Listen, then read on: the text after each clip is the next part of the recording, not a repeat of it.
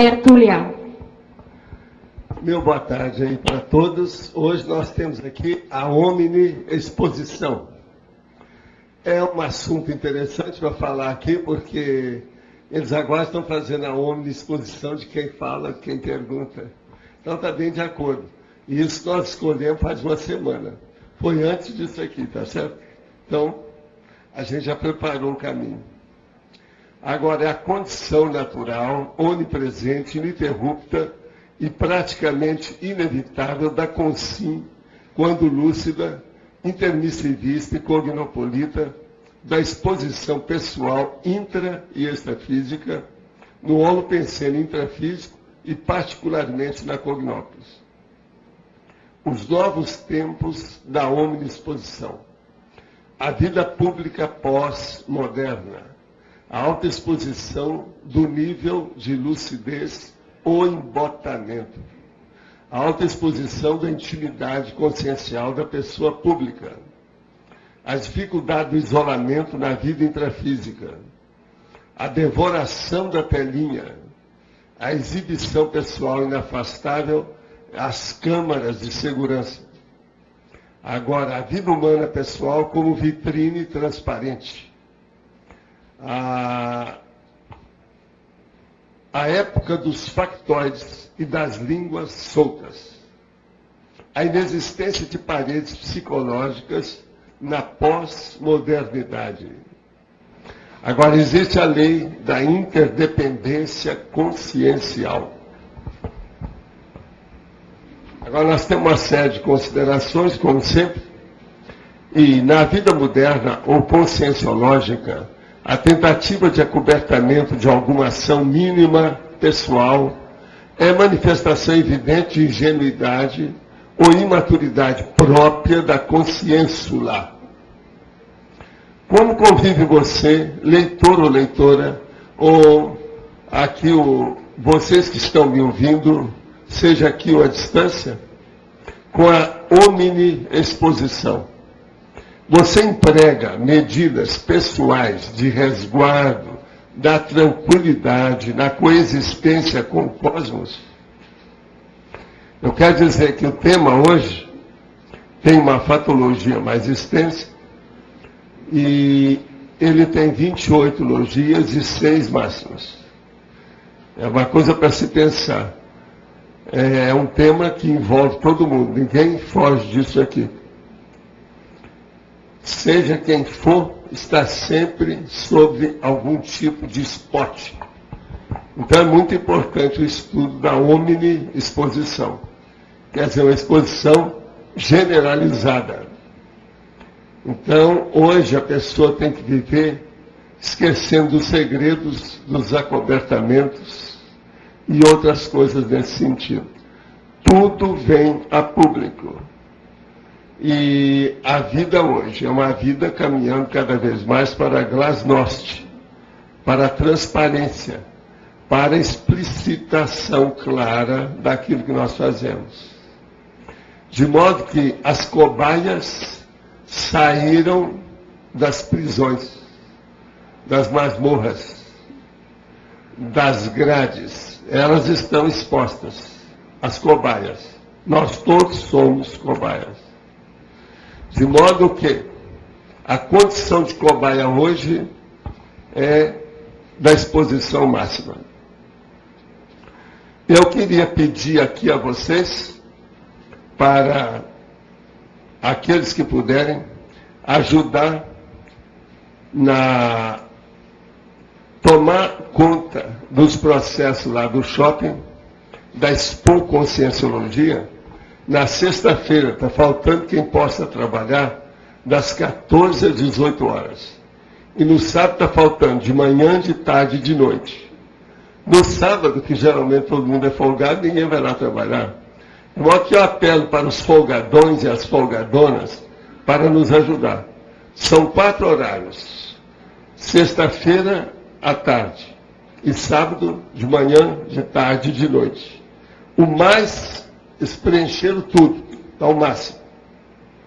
De modo que nós contamos com a colaboração dos voluntários de boa vontade e de maior discernimento. Aqueles que querem trabalhar mais depressa consigo mesmos. Agora, outra coisa. Vai haver uma tarde da sinologia, que é uma palestra sobre a reurbanização da China, com o lançamento do projeto Think Tank Sino Brasileiro, com os diretores do IASB, que é os professores Kevin e Simone. É sexta-feira, dia 21 de março, das 15 às 17h30, no discernimento. De modo que já estou falando aqui para o dia 21. Vale a pena pensar nisso, quem está interessado nos processos da China. Dona Tânia, pode falar, vamos em frente. Pois é, aqui na exposição, eu tenho duas questões. Eu gostaria que o senhor falasse mais. Eu não estou cobrando nada, pode você não está cobrando nada? Ultimamente, não. Olha, a sinologia, o penúltimo item, o desenvolvimento das paraperceptibilidades, aprofundando a cognição instantânea dos pessoais. Quer dizer, ele passa a ser pessoal por causa do parapsiquismo? Qual é a ideia? O que eu quero dizer com você é o seguinte: todo mundo tem isso que o povão chama de aura. Eu gosto de chamar isso da energosfera da pessoa. Então, é uma esfera de energia que acompanha e aquilo está sempre com vitalidade, com movimento. Agora, o que se passa?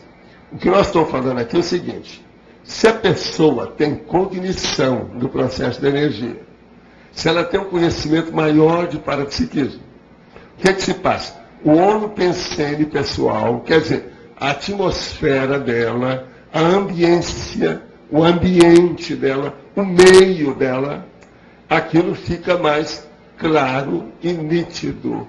E as energias também aparecem mais. Então, a própria pessoa, a força presencial dela, vitaliza, potencializa a situação.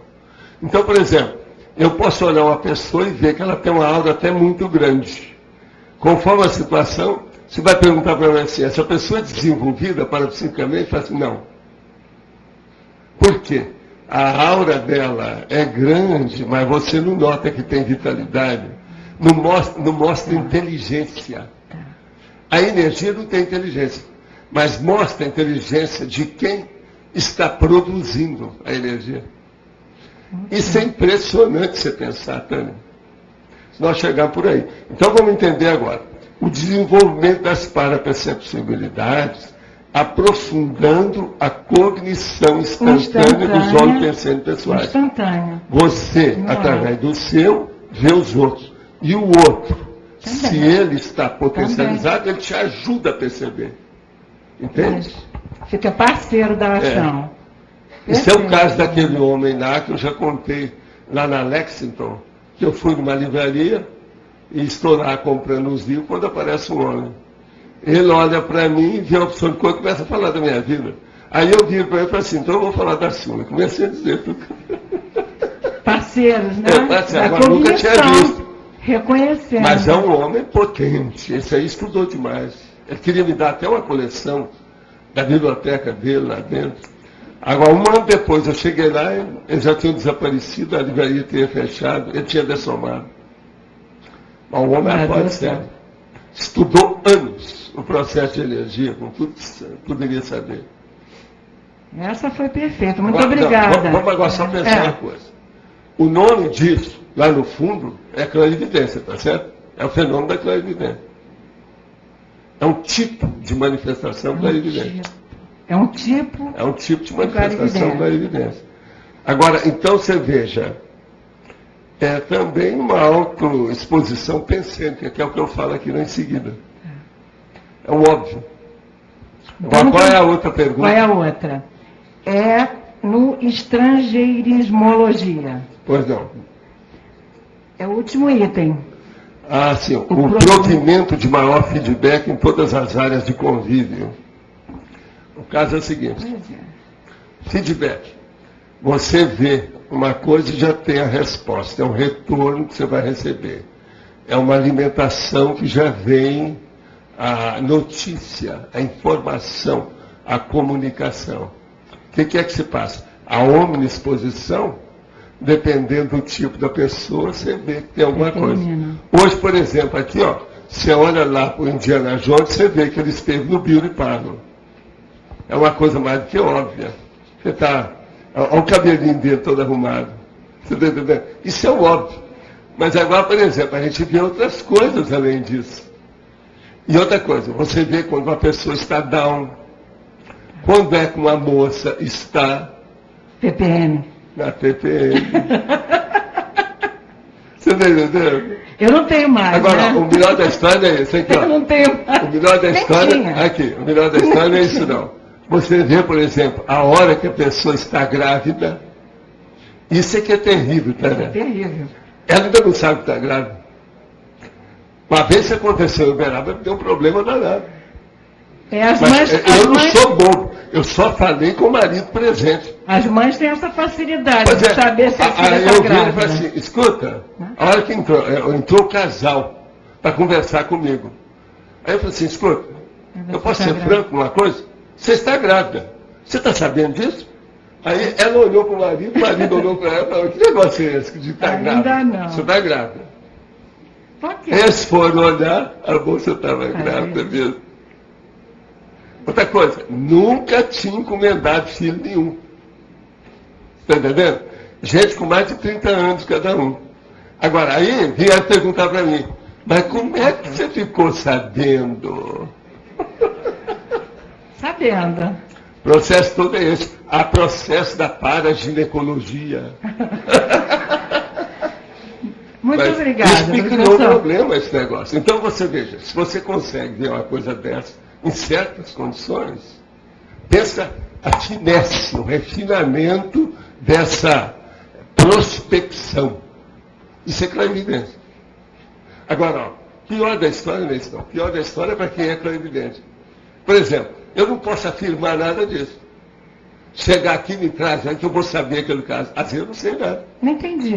O que o senhor não pode? Isso não funciona sempre. Depende das condições, das energias, da pessoa, do mérito, outra coisa, do amparo extrafísico para melhorar, enriquecer a sua clarividência. Então, eu, por exemplo, se eu tenho que lançar mão de processos extrafísicos, nem sempre eu sozinho consigo as coisas. Tem que ter equipex. Equipex junto. Você entendeu, né? Então, isso aí não dá para você estadiar, ou seja... Generalizar. Não é só, não. Nem estadiar, é pior.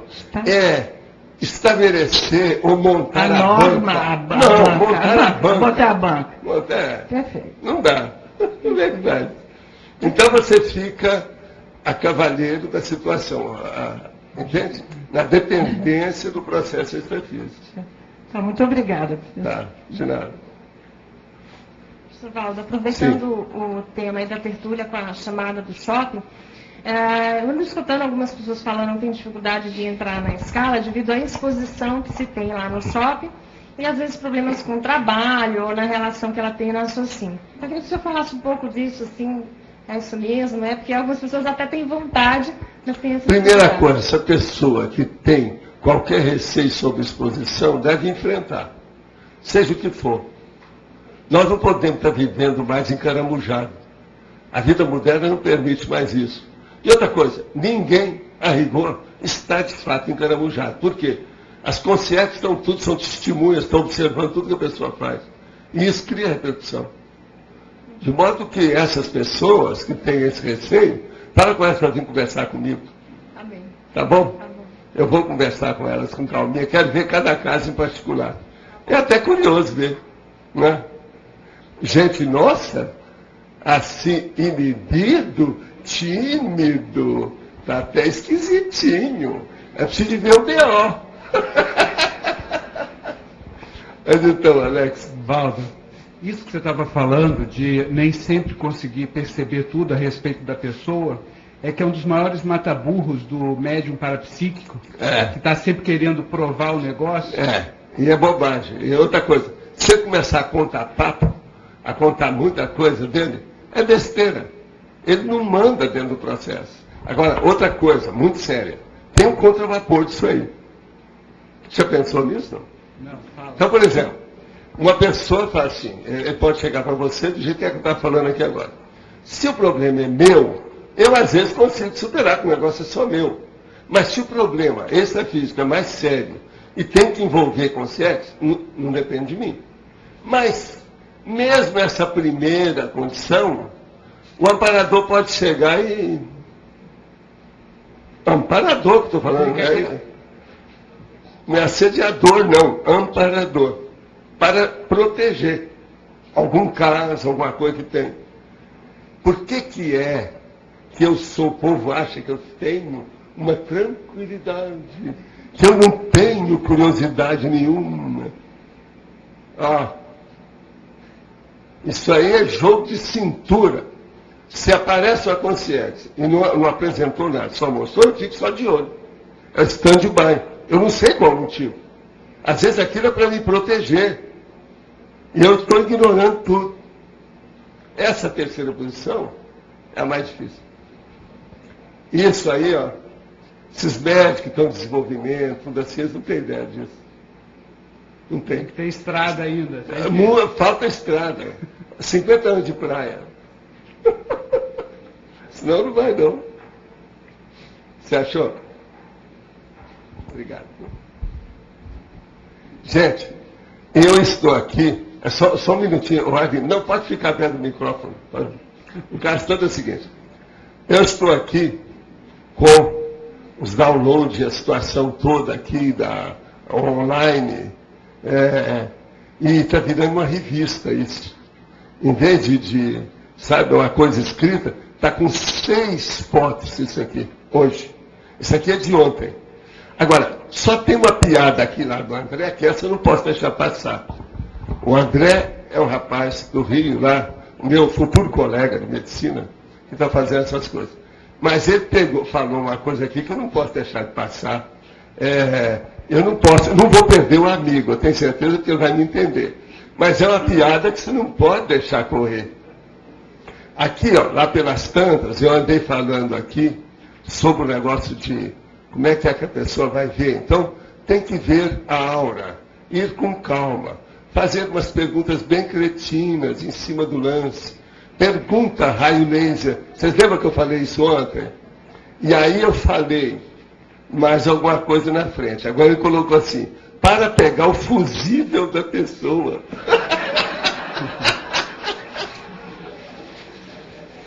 O que ele trocou aqui deve ser o Buzilis. É o Nogórdio que eu estava dizendo. Agora, Buzilis, então, André, Buzilis é uma coisa, fusível é outra. Agora, romper o fusível da pessoa. Essa eu não podia deixar passar. Não dava. Tá aqui, o negócio é muito engraçado. Agora, veja, deve estar saindo várias anedotas assim, sem querer, cada tradução rápida que ele faz. Mas o que é bom é que ele explica. Qualquer coisa, se tiver incompreensível, é só entrar em contato, ver como é que é. Agora, essa do fusível, Márcio, você acha que eu ia deixar passar? Não dava, né? Não dava. Mas então, chefe, o que você manda? É o seguinte, a omnisposição nossa como consciência diante do evolutório, eu sei que é ampla, geral e restrita, mas se poderia detalhar até onde vai isso? Às vezes ele pode conseguir detalhes que nem nós sabemos, sei lá, como que funciona. Ele sabe quase sempre assim, as coordenadas ou diretrizes do processo do passado da gente, que envolve o temperamento. Agora, a partir desse conhecimento, ele dosa isso de acordo com a necessidade. Se no momento, por exemplo, seria bom a pessoa saber, ele faculta o ambiente para a pessoa chegar e ter conhecimento daquilo. Mas, se não interessa dentro do desenvolvimento, dos fatos, de tudo que está ocorrendo, que a pessoa vá conhecer aquilo, o melhor é segurar a situação e deixar como está. A coisa ele sabe. Agora, Alinho, a coisa séria do passado é o temperamento da pessoa, que é o último que movimenta, é o último que se move, que se transforma, que dá alteração, que melhora. Então, ele sabe quais são as coordenadas. Onde é que a pessoa derrapou, deslizou, caiu na casca de banana. Ele sabe. Mas ele só vê aquilo, vai ajudando. Agora, se amanhã precisar de alguma coisa para alertar a pessoa, conforme a situação, estiram até a consciência do corpo e falam para ela, o que se passa. Tudo depende do mérito, e principalmente o mérito grupal, não o mérito pessoal. Isso é muito importante também a gente clarear aqui. Mérito grupal é uma coisa, mérito pessoal é outra. Uma pessoa, às vezes, ela tem um mérito que você olha e fala assim, não, ela não tem tanto mérito, não merecia isso. Mas não é. Pelo trabalho dela, a função que ela exerce, ela merece aquilo, sim. Porque aquilo vai repercutir com outras consciências. Essa assistência, então, o evolucionário está a par disso. Eu, por exemplo, às vezes, as coisas que eu fico sabendo, eu não tenho merecimento para aquilo, se fosse só para mim. Mas como não é para mim, eu acabo ficando sabendo. Então, é aquilo que na Bolsa a gente fala, que é uma informação privilegiada. Você já viu? A informação privilegiada em economia, na Bolsa de Valores, é processo de crime. Agora, nesse caso aí, é de se ver o problema evolutivo e a informação privilegiada. Você entendeu isso aí, né? Entendi. Agora, o que ele acessa da gente lá como consciências e o que ele acessa aqui, a gente como consciência também ele acessa, até onde ele acessa? Ele acessa porque ele vê, aqui, ó, esqueça, se você é consciente ou consciente. Se você está falando de um evoluciólogo, ele vê a consciência. Agora, ele sabe daquilo e sabe administrar a essa abordagem diferente. É a abordagem do 2 e do 4. Aquilo que eu chamo do 2 e do 4. Quer dizer, a abordagem nossa é a composta grossa, porque tem 4 veículos. E a abordagem da consciência tem só 2, que ela é mais acertadinha. Ele sabe manobrar isso aí, sabe como é que isso funciona. E a influência que tem o problema do corpo em cima da consciência. Corpo humano, eu estou falando. Mas então ele bate mais então, no temperamento. E outra coisa, eles todos têm aquilo que eu já falei, tem um desconto, né? Para mim, vai entre 2% a 3% das nossas falhas. O índice de erronia nosso pode ir a 2% a 3% do geral. A margem de são atenuantes. A margem mais de do que erro isso, eles caem fora. A margem de erro dele que é 2, né? A margem de erro. Eu estou escrevendo agora sobre o índice de erronia, que é mais em cima do lance, né? Mais técnico. Praticamente acerta tudo. Né? Assim. Agora, ele é consciente disso, ele sabe o que está se passando. Você vê, tem lógica isso? Então, que obrigado. Tá. Agora, gente, eu queria falar para você o seguinte. Há gente por aí que acha que a enciclopédia é uma máquina de triturar os cérebros. Eu quero me falar isso. Então eu quero dizer que é uma questão de achismo, que essa pessoa achou. Não, eu acho. Então, assim, isso é achismo. O achismo diz respeito ao homo regressivus. Ele nem é sapiens ainda, é regressivos. Outro nome que a gente dá é homo obtusus. Entende? De modo que eu só estou respondendo aqui para clarear bem o que eu tive que explicar para alguma pessoa aí. Então o problema é de achar. Triturar serve como? Daqui a pouco eles vão falar que nós estudamos demais. Vocês querem isso? Vai ser uma homenagem aí ao Mário, está estudando demais. A Rosa, deve ser alguma condecoração que estão querendo dar para vocês. Né? Sei lá, entende? Mas pode falar. Como é que a gente pode trabalhar com esse limite da autoexposição no contexto grupal da comunidade conscienciológica, no sentido de você dosar essa questão da privacidade? Olha, o problema é o seguinte, você fica do lado, é a sua privacidade pessoal, autoprivacidade. Do outro, chama-se vedetismo e estrelismo. O negócio é ficar no meio termo de uma coisa com outra.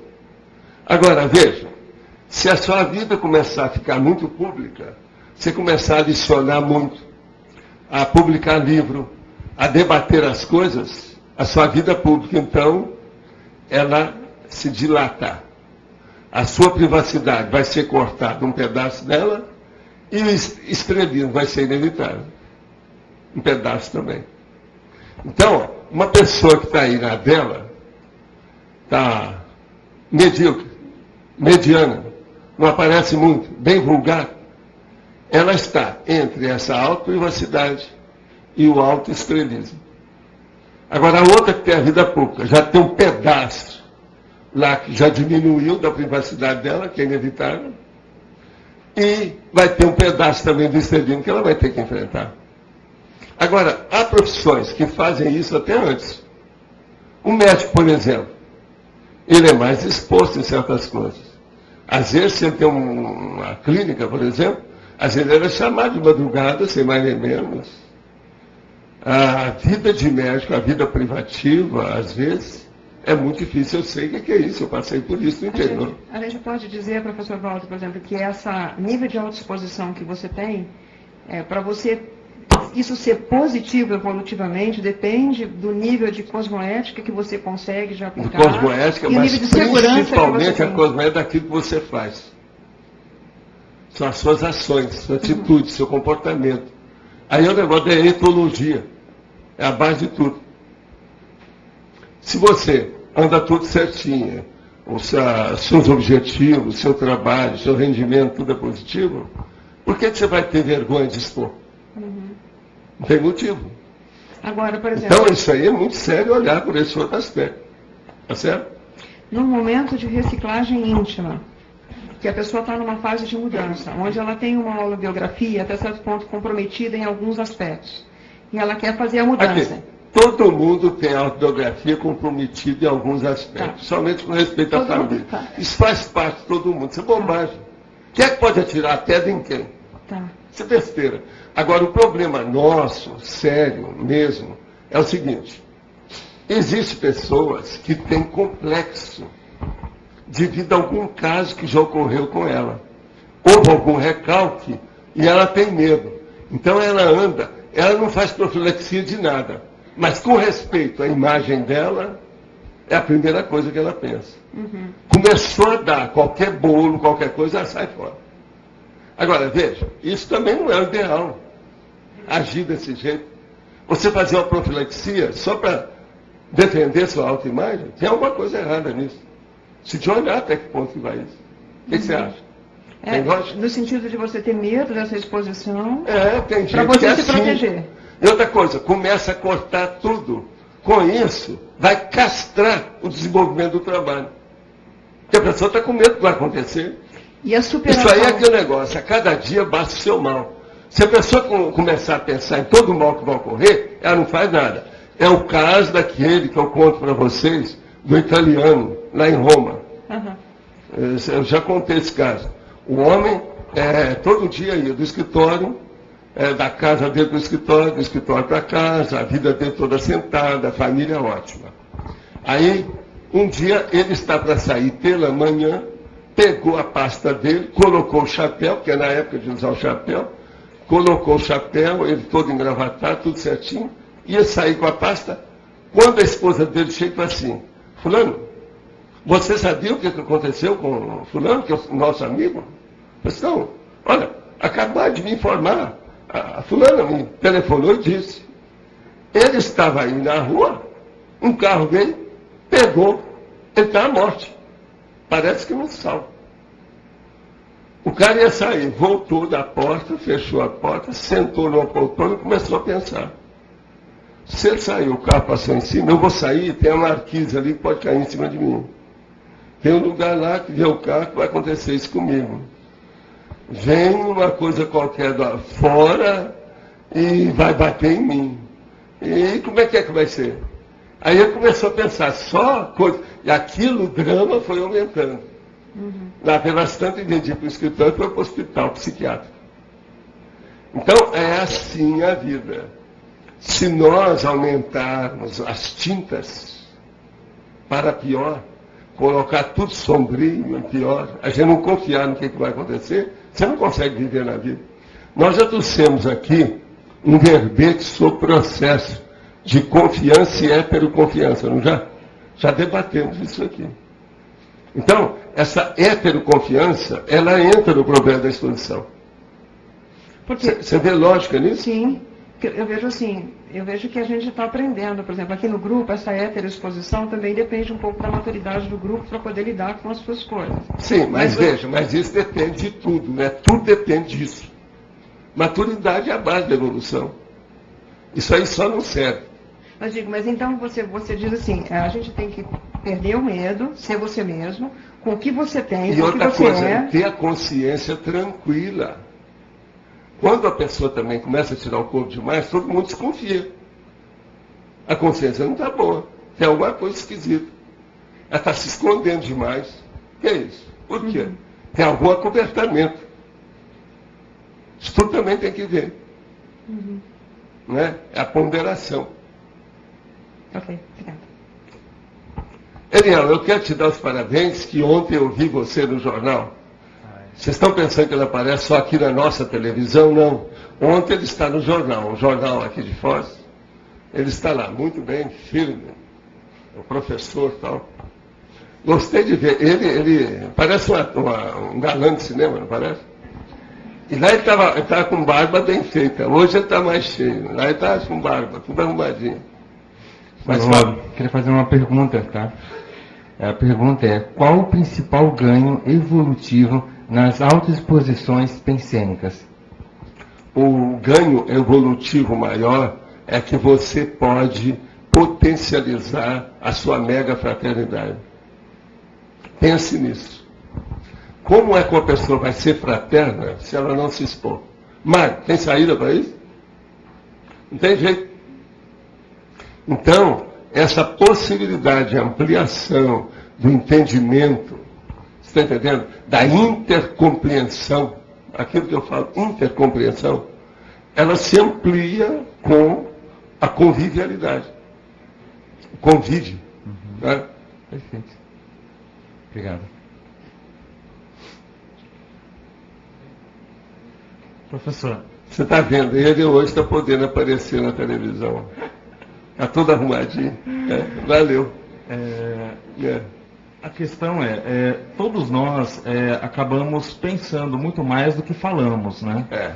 Então, querendo ou não, a gente já faz ali um pré-filtro com relação a essa omni-exposição. Natural. Instintivo, às vezes. Instintiva. Instintivo. Às vezes, esse filtro, ele ainda não tem muito autoconsciência, não. Tem mais a autodefesa do bicho, do animal que está dentro da pessoa. Do ego, no caso. Egão. Egão. Umbigão. Tá. Agora, o que eu percebo dentro das minhas vivências é que justamente quando a gente está numa situação de hiperexposição, num processo agitado, com muitas interações, o circo está pegando fogo, né? Aí você acaba se expondo mais, naturalmente, porque é tudo tão imediato que você não tem ali o filtro instintivo atuante. Aí tem uma coisa que é bom você pensar. É você ponderar. Você é líder ou figurante? Com o objetivo para ver o processo da omni-exposição, a mega exposição. Se há uma liderança do trabalho, aí você tem que pensar duas vezes, tem que se acomodar mais à situação, ponderar. Se você é figurante, é outra coisa. Entendi. Entende? Isso já... Líder e figurante. Figurante que eu estou falando quer dizer o liderado. Então, uma condição do segundo, do terceiro ou do quarto escalão. Agora, se você está na frente, quer dizer, o espetáculo está sendo dirigido e você está no meio. Você está na ponta. Aí tem que ponderar bem por quê. Sim. Porque uma mega exposição de figurante é uma coisa. A mega exposição de líder é outra. Entendeu o que quer dizer? O aluno lá no fim é uma coisa, agora o professor aqui na frente é outra. Por isso a importância de estar alternando essas situações para você crescer. E é preciso você ver. Agora, se você está governando, dirigindo, é o responsável pelo desenvolvimento dos fatos que todos estão observando, acabou. Que é o brother. Vocês veem isso? Agora, querendo ou não, o nosso objetivo agora na CCCI é de omniexposição máxima, né? Ou seja, de se mostrar, de querer fazer, de nós expor. aqui temos uma omniexposição, mas ela sempre é restrita. Eu tenho que lembrar que são 538 o máximo de pessoas que já vieram para cá. Com os visitantes, você colocar aí conforme o dia, tem mais 100 aqui. Você tem aí 600, 700 pessoas só. Isso não é muita gente. Porque na hora que você está fazendo qualquer coisa, toda essa turma não está lá. É só uma parte. Por exemplo, quantas pessoas tem aqui hoje, você sabe? Hoje é um domingo. Muita gente não está vindo mais aqui, porque agora está todo vendo a gente em casa. Mas, mesmo assim, aí ó, aqui deve ter quantos? Quase 100 pessoas. Agora, só fazendo aqui um contraponto, na antagonismologia, Sim. na página 28, a Sim. gente tem ali um item que é o anonimato do Homo sapiens sereníssimos. Né? Ou seja, o serenão, ele evita a omniexposição. Sim. Intrafísica, no caso. É. Agora, o que a gente pode refletir, até você já comentou sobre isso, que nós estamos num momento evolutivo pelo contrário, de quebrar as estruturas. O serenão não faz omniexposição para não humilhar a gente. Estou te falando grosso. Sim. Para liquidar com a sua. O que você acha? Não, isso Ele não aparece mais, porque senão humilha a gente, cria problema. chato, né? Ninguém vai dormir à noite. Olha lá, é o que ele está falando. O que você acha? Não, sem dúvida. Né? Até, no Agora, caso, os evoluciólogos fazem também isso com a gente. Já fazem, mas não é só isso. Já existe epicons que já fazem isso, em certas coisas. Eles não vão falar tudo com calma, não vão aparecer, não vão... Tudo tem que ter o meio termo de educação cosmoética de alto nível. Em certas coisas. Por exemplo, eu sou uma pessoa que aparentemente parece que fala tudo, né? Falo nada. Eles vêm reclamando que eu não falo tudo. É ou não é? No entanto, eu pareço ser o palhaço aqui. Eu já falei que eu sou o bobo da corte, né? Nessa história eu sou o bobo da corte. Mas, bobo da corte tem que ser inteligente. Você sabe que era o cara que mais falava a verdade pro príncipe, né? É o bobo da corte. Ou seja, Na brincadeira, ele falava toda a verdade. tem diversos Então, atributos. eu né? já falo isso há muitos anos. Por sinal, isso me deu até um galho lá no Porto, em Portugal. Eu falei que era o bobo da corte. A turma gostou demais na hora que eu falei que era o bobo da corte. E provei por A mais B, mas fui arranjando todos os meus argumentos para mostrar. Agora, nesse filtro, né, de exposição, que até a gente também foi comentado sobre que o desperto, ele está ali no fio da navalha entre expor, entre se posicionar, ou dar um remédio Ele na só hora começa certa. a expor quando eles começam a ficar mais veterano. Quando ele alcança um nível de veteranismo, da dispersidade, ele se expõe mais. Porque no início, às vezes, nem ele percebe que já é um esperto. Quando ele vai ver, ele fala assim, olha, desde o ano passado que eu já estou assim, e eu não percebi. Uhum. É para ele ter confiança na situação, ele vê como é que é. A hora que os acidentes começam a diminuir, ele vê que tem alguma coisa diferente. Entendeu? Acidentes que eu estou falando assim, acidentes que possam chamar atenção, do ponto de vista de energia, de efeitos físicos, entende? Sim. De assédio, de emoção. Agora, uma forma para a gente entender essa figura do serenão e aplicar dentro dessa vivência às avessas conosco, seria de estudar a bibliografia. O ideal é estudar a biografia, mas não só. Não é um problema só isso, não. Você estuda as biografias, de modo geral, das grandes personalidades, os gigantes da história. Mas ali você vai ver se tem Epicom, se tem desperto, se tem evoluciólogo, se tem serenão. Agora, eu dou o serenão como modelo, porque é o último que acontece aqui. Vocês vão evoluir. A última etapa de todos nós aqui é ser serenão. Depois disso vai virar outro bicho evolutivo. Sim. Mas esse bicho não vai existir mais. Então, isso tudo eu preciso de verificar. Ele é um modelo. Tá. É um espelho. Entendeu? É ali uma cobaia para ser examinado. Agora, então, é muito importante hoje nós estudar aqui, por isso que está aqui o seminal. Essa omniexposição vai chegar a um ponto que nós não vamos cuidar disso mais. Vamos cuidar o omni anonimato. Claro. Porque o processo vai ser mais extrafísico. Agora, só mais uma questão. A influência dos cursos intermissivos nesse processo, até da CCCI, que você colocou em especial, pelo menos eu percebo que é aquela questão, a gente não consegue retroceder mais nisso, né? Não. Ou seja, parece Não, que esse é igual é um imperativo. amigo, Né? aqui, ó, um amigo meu, de muitos anos. Ele chegou e começou a entender as coisas todas da conscienciologia, achou que ela também já tinha feito o curso intermissivo, tudo isso. Chega um ponto, a vida dele começa a criar uma opção de embaraço. Ele então se retira e ele mesmo fala, não, eu sou dissidente, não posso ficar com você mais, Oswaldo, desse processo todo. Vamos embora. Passa aí 8 anos, quando ele chega, Oswaldo, não dá para ficar sem a conscienciologia.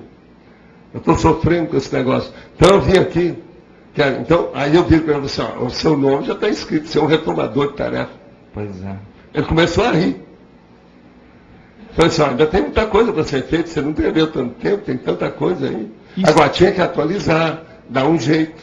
Agora, você está entendendo? Sim. Agora, isso a gente poderia analisar em termos de psicossoma como uma paracicatriz, clara, assim, dentro de um processo, porque até um certo ponto, sim. Mas agora, veja, cada um tem suas experiências, né? Preciso de ver como é que o psicossoma de cada um, como é que funciona. Entendi.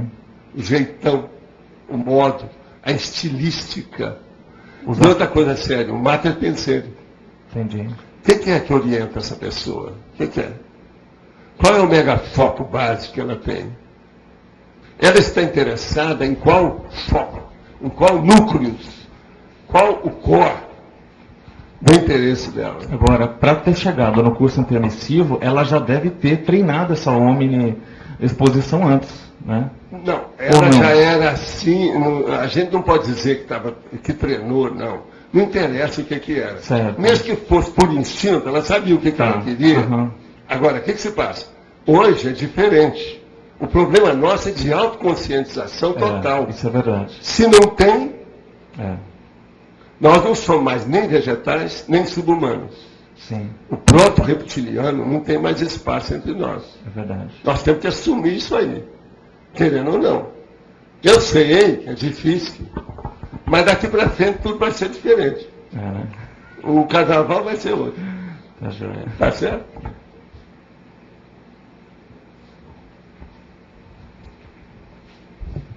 Então, Natália. Professor, na página 28, Sim. na exemplologia, eu gostaria de entender a omniexposição horizontal e a Qual que é na vertical. exemplologia? Exemplologia, lá embaixo.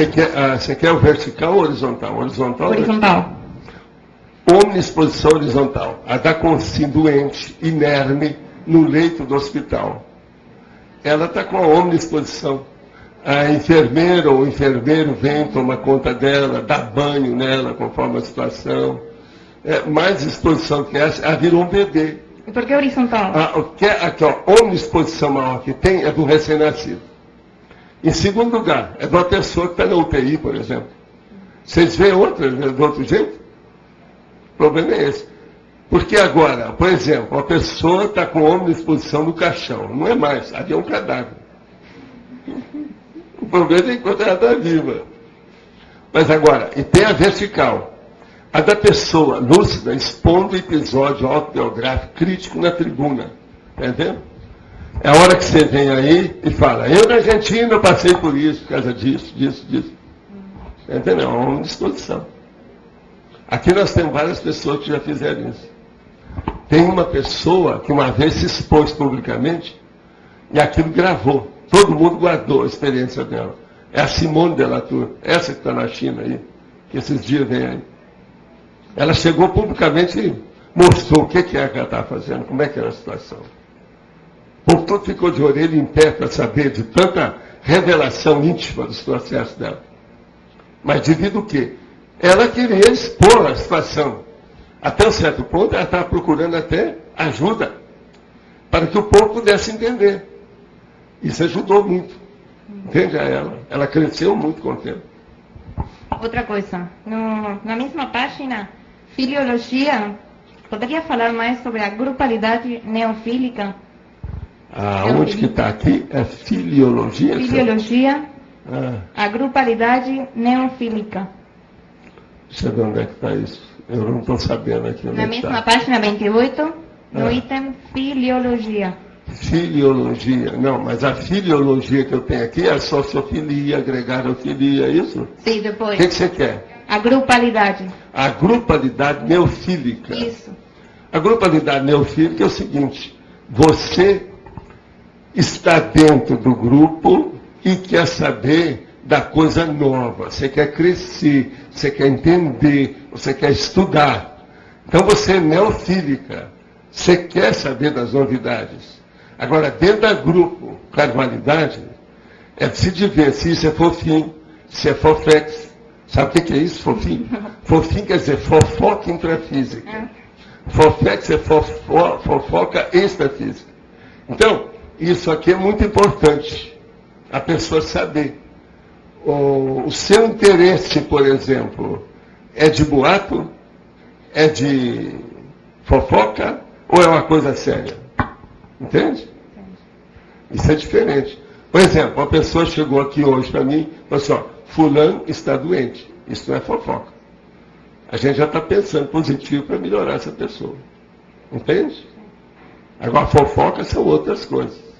Então, existe muito disso. É chamado factoide, boato. Entende? Tem muito disso. Está claro?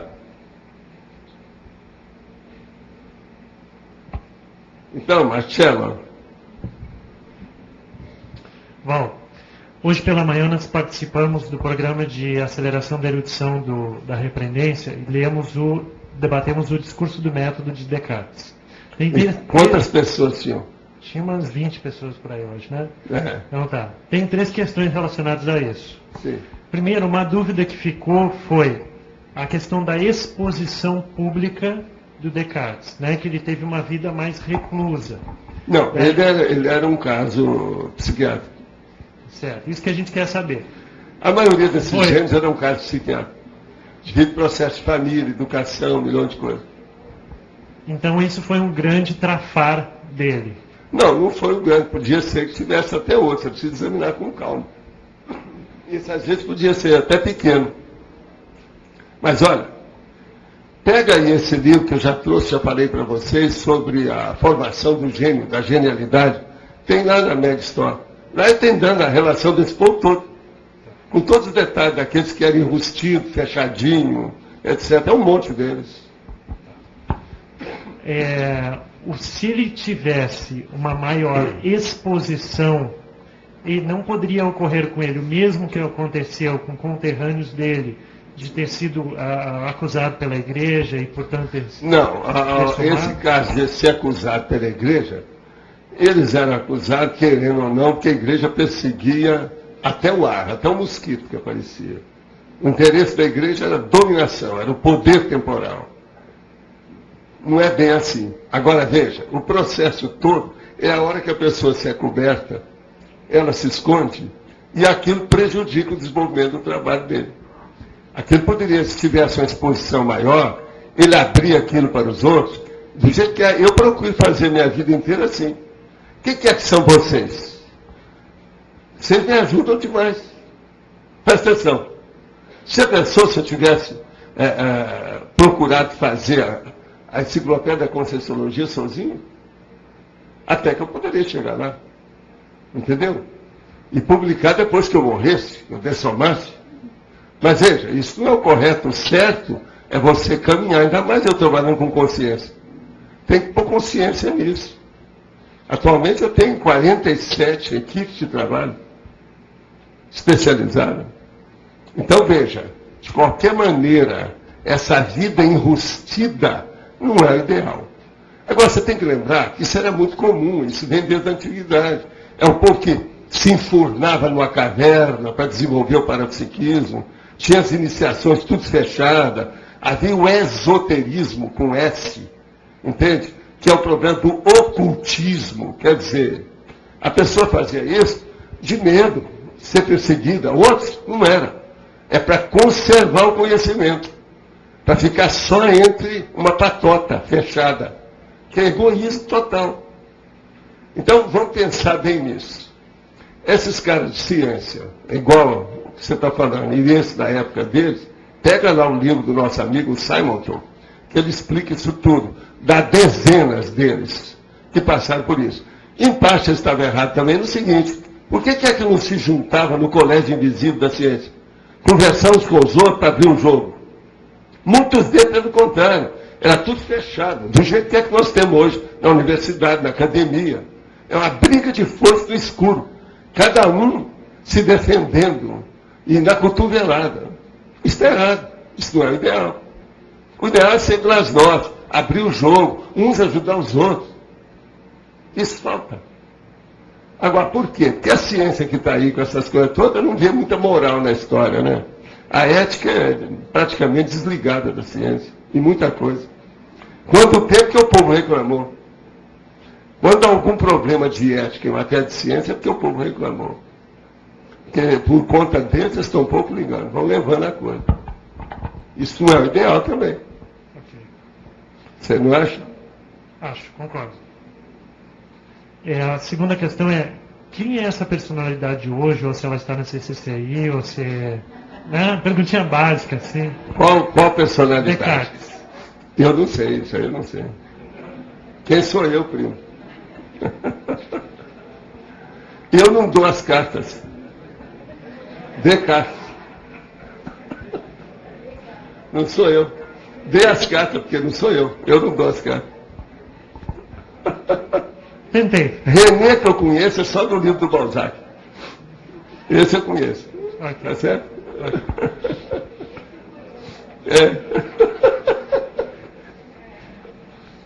Tá certo. A última questão é a seguinte. O Descartes dessomou em 1650 e o curso intermissivo iniciou em 1651, aproximadamente. Algumas coisas que haviam, mas sério. Isso. Qual é a relação existente entre Descartes e curso intermissivo? Então, existe de todos aqueles que estavam mexendo com ciência na época. Agora, houve depois uma convergência do processo ali para aquilo caminhar. Mas tem gente até antes dele, do Descartes, e da época dele, contemporâneo. Tem que olhar, tem outros nomes, não é só ele. Entendeu? Outra coisa, também não é só na área de ciência pura ou de física, não é bem isso. Tem que olhar, por exemplo, na filosofia. Tem que olhar nas questões, por exemplo, de estudo de ocultismo da época. Você tem que ver, o Isaac Newton, por exemplo, escreveu coisas sobre Apocalipse. Isso era uma mistura enorme que havia nisso. Isso tudo tinha, coisa muito séria. Agora, veja, há muita ilusão nessas coisas todas também do ponto de vista histórico. Saiu agora um noticiário aí, um filme de 2 horas, sobre o livro desconhecido e ignorado de Nostradamus. É a fantasia do início ao fim que os caras fazem apreciação daquilo. Agora, tudo baseado num livro que descobriram na Itália, que veio do Vaticano, foi em Roma, e que tinha umas aquarelas com desenhos de processo de alquimia na época, com as coisas todas que havia. E ali é lógico, se for olhar a Nostradamus, ele tem todas, que ele mexeu com essas coisas todas dentro do processo. Agora, há coisas absurdas que eles falam, você está entendendo? Que não correspondem à realidade. Quem já leu muito a biografia dele, do jeito que é que eu li, sabe, por exemplo, ele tinha facilidade para desenhar. Um dos caras lá falou assim, ele não era artista em nada, não tinha ideia nenhuma de arte, não desenhava nada, não fazia nada. Você está entendendo? Então, isso aí é se de ver o real René Descartes. Ele é um grande cara. Entendeu? Muita coisa ficou, aquilo que a história registrou, tudo dá para trás, e o que tem de bobajada, de tolice nisso, não está no gibi. Isso também a gente tem que levar em consideração. Certo. E esse real René Descartes, a relação dele com a Conscienciologia e com esse grupo evolutivo? Não, tem um monte desses todos. É igualzinho a turma depois, por exemplo, o processo da enciclopédia tem relação conosco. O que nós estamos mexendo aqui concorda, né? É a essência da consciência. Sim. Você mexeu com a essência da consciência, todos esses que estudaram alguma coisa mais séria na vida vai ter relação conosco. A rigor ninguém pode escapar. Como é que fica? Se escapar, é que o erro é nosso. Se a pessoa tem valor, fez as coisas todas, e nós estudamos os pensamentos dela, a omissão é nossa, não é dele. Estudo ele tem que ver.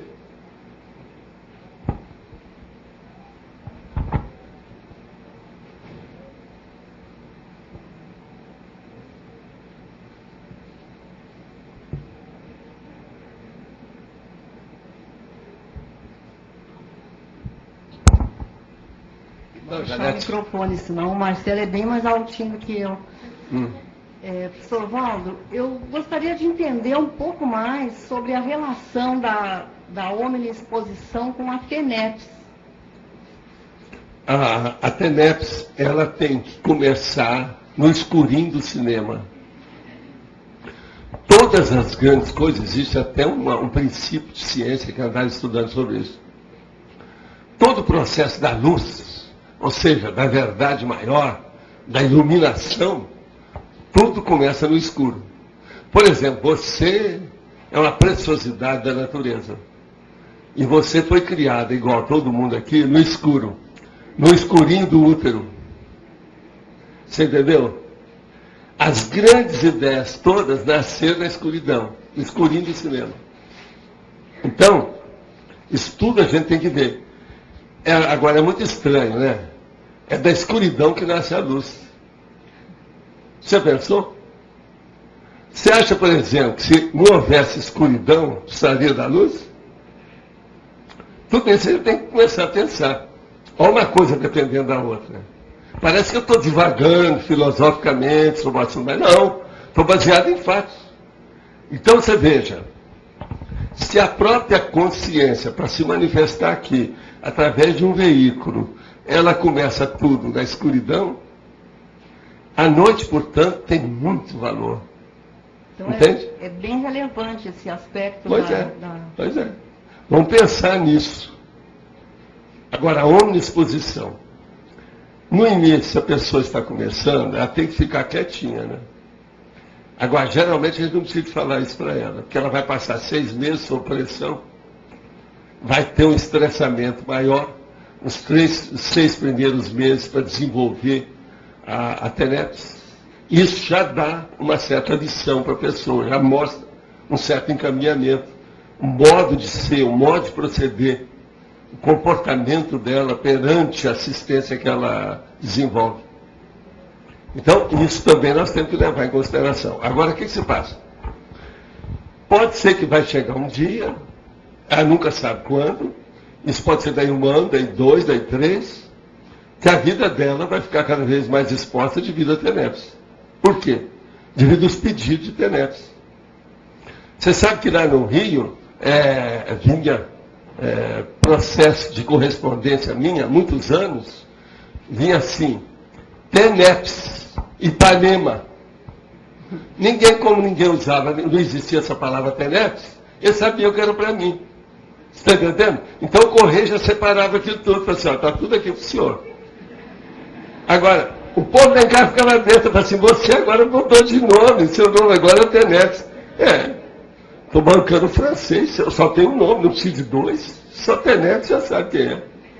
Agora veja, lá, com o passar do tempo, aquilo me melhorou, porque era em Ipanema, e em Ipanema só tinha 2 agências do Correio.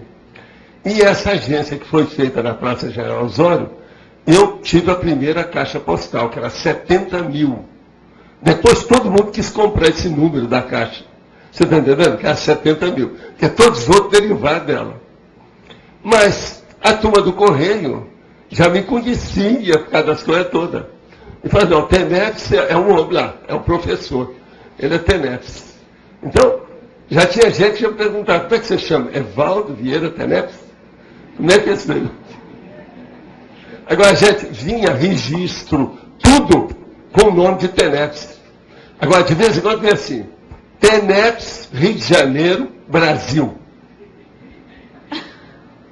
Chegava lá e já sabiam. Aí ficava lá o negócio parado, não, pode mandar que é para Ipanema. É nada General Osório. Agora você veja, aí o que se passa? Já é a Tenepes funcionando no assistido. Ele não queria chamar muita atenção. Você está entendendo a intenção aí que está ali? A intenção de quem fez isso. Ele não queria chamar a atenção demais do problema dele. Só para eu saber o que era, junto com os amparadores. Então, é o mínimo de revelação, ou de texto, ou de informação. Eu com o tempo, fui interpretando desse modo. Agora, a turma do Correio, de vez em quando, eu visitava, porque às vezes tinha uma correspondência muito grande. A minha caixa postal era dupla. Você está entendendo? Por isso que o povo queria. Mas eu tinha aquilo, não é porque eu tinha correspondência grande, é porque às vezes eu viajava e as coisas acumulavam de uma hora para outra. O problema é esse, que eu vivia viajando. Professor, mas essa omniexposição do tenepsista em relação aos amparadores... essa aí você não precisa se preocupar, não. Acerta seu passo e anda direitinho, questão de olho em você, se querendo ou não. O negócio é ficar de olho. Eles estão de olho, eles sabem o que se passa, tudo. O problema é a gente andar certo, na linha. Tá certo? Fica.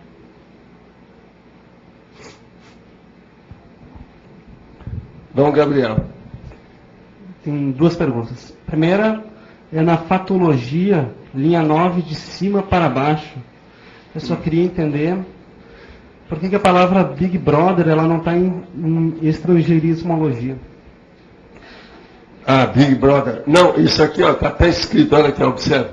Tá. Eu já fiz isso no original, é porque eu não estava fazendo. Outra coisa, a lei da interdependência também vai para o processo da legislogia. Aqui, ó, olha aqui a marca. Olha, eu estou sem caneta, isso já está marcado. Tá certo. Tá certo? O original já está lá marcado, mas eu sempre checo depois. Falasse um pouco mais da questão da superexposição das celebridades com aquela aura de efeito físico que começa a acontecer com a pessoa, começa a ter desde acidente ou outros fenômenos que você já falou. Aí o problema é a pessoa ver as influências e o meio de conviver com isso. Às vezes é bom expor, às vezes é bom esconder a situação. Uma outra coisa, existe um processo aí, Gabriel, muito sério, que é da exposição pública. Então, por exemplo, a pessoa está aí, e ela é uma grande personalidade, um político, por exemplo, uma autoridade, um processo até internacional. Se ela tem um resfriado e falar que tem um resfriado, todo mundo começa a pensar sobre o resfriado dela. Se ela não tem uma boa proteção, uma boa segurança, uma boa assistência extrafísica, aquele resfriado vai dar uma pneumonia e matar a pessoa. Devido a toda a energia negativa que vai em cima dela. Porque todo mundo vai pensar, fulano, ele está muito doente. Quem conta um conto, aumenta um ponto. Aquilo vai... Você está entendendo? Então, esse é o motivo, por exemplo, que muitos políticos do Brasil morreram de uma hora para outra porque não tiveram assistência. Eles foram escondendo a doença. Quando pegaram, já era tarde. Olha o caso do Tancredo Neves, é um caso sério. Mas teve mais. Teve um cara que era ministro, grandão, muito falado. Né? Tem um outro antigo aí, muito antes disso. Então veja, essas coisas todas, a pessoa, isso aí é um erro. Quer dizer, não adianta nada, ela morreu da cura. Ela que queria curar pelo silêncio, morreu antes. Uma morte prematura, não se cuidou. Entendeu? Então, é preciso ver o modo da pessoa, com muito discernimento, saber o que é, ponderar, refletir, ver que é o ideal. O que é o ideal nesse contexto? O que eu posso fazer nisso? Como? Entende? Então, isso seria mais ou menos que eu queria aprofundar um pouco mais, é aquela relação que você fala por exemplo, da tempestade de aplausos, a pessoa está na vedete, aí ela começa a pensar... Nesse caso aí, se a pessoa se deixou envolver, e ela não teve, quase sempre, porque ela não teve uma vida pregressa de preparação, ela está no buraco. Você examina, que eu vivo falando que a vida nossa, de uma média de 70 anos, até os 35 é preparação.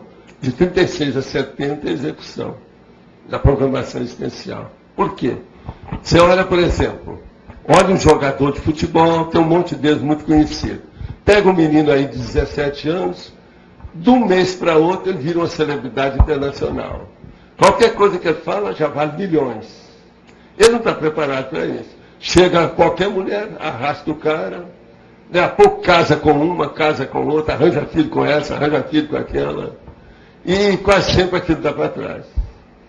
Então, a vida está desorganizada. Por quê? Aquela pessoa não foi preparada para o sucesso. Ela tinha que ser instruída, mas não teve. Então, jogador de futebol no Brasil dá pena, né? É a hora de atender. Tem casos desses que eu vi e falei assim, eu se tivesse tempo ia lá conversar. Sabe, de abrir a cabeça desse menino. Enquanto é tempo. É uma porção, tudo vai escorregar na casca de banana. Entende? Por quê? Não foram preparados. Agora, é lógico, eles têm muito atenuante nisso, não tem agravante. Você tem que estar entendendo. Eu não fui preparado para aquilo. A vida, tudo exige preparação. É igual filme americano. Filme americano, isso é um dos processos de diálogo dele. Mas então, você não vai sair aqui, entende? De New York? Não, ainda não estou preparada para deixar New York. Já chegou. Então, como é que é? Vai ter filhos? Já estão casados, faz 2 anos. Ainda não estou preparado para ser mãe. Isso é filme americano. Tem isso todo dia. Em parte, eles têm razão de falar no negócio da preparação. Então, tem aquela outra conversa também no filme que eles falam assim. Mas naquela ocasião, você fez aquela besteira daquele negócio. Por que é que você saiu, pegou o trem de ferro e foi embora? Não, eu não estava preparado para entender a vida nova. Eu não estava preparado. Então, esse negócio do preparo é muita desculpa também que se dá com o assunto. Depois que passou, a vaca já foi para o brejo. Está entendendo? Então, nós temos que pensar a coisa antes, se for possível. Se não for, em cima do lance. Refletir a coisa com a simultaneidade dos fatos. Contemporâneos, no momento. Mas isso tem que ser visto. Tem lógica?